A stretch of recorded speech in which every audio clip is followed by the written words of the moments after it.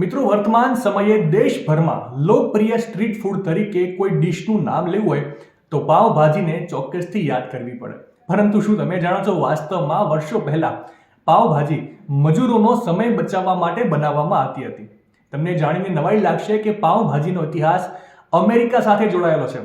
હકીકતમાં અમેરિકામાં 1861માં ગૃહયુદ્ધ શરૂ થયું હતું. તે સમય દરમિયાન અમેરિકન કપાસ વિશ્વના ઘણા દેશોમાં વેચાતો હતો, પરંતુ આ ગૃહયુદ્ધે કપાસના વેપારમાં વિક્ષેપ પાડ્યો. પરિણામે આ મુશ્કેલ પરિસ્થિતિનો લાભ લઈને બોમ્બે કોટન મિલના માલિક કાવસજી નાનાભાઈ દાવરે વિશ્વભરમાંથી કપાસના ઓર્ડર લેવાનું શરૂ કર્યું. મોટી સંખ્યામાં ઓર્ડરને પહોંચી વળવા માટે મહારાષ્ટ્રના મિલ કામદારોએ યુદ્ધના ધોરણે કામ કરવાનું શરૂ કર્યું હતું. પરંતુ આ સમય દરમિયાન ઓવરટાઈમ કરનારા કામદારો પાસે ખાવા માટે વધુ સમય ન હતો. તેમને સસ્તી અને ઝડપી વસ્તુની જરૂર હતી. સમયની મર્યાદાને ઓળખીને સ્ટ્રીટ ફૂડ વિક્રેતાઓએ એક નવી વાનગીની શોધ કરી. તેઓ ટામેટા અને બટાકા જેવા વિવિધ શાકભાજીને કઢીમાં મિક્સ કરતા અને પછી તેને બેકરીમાંથી બચેલી રોટલી સાથે ઓછી કિંમતે કામદારોને પીરસતા હતા. આ નવીન વાનગી સ્વાદિષ્ટ હતી અને કામદારોનો સમય પણ બચાવતી હતી.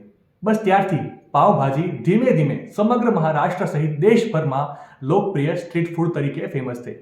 માહિતી સારી લાગી હોય તો રીલને વધારે શેર કરજો અને આવી જ અવનવી માહિતી માટે સંદેશ ડિજિટલ સાથે જોડાયેલા રહેજો.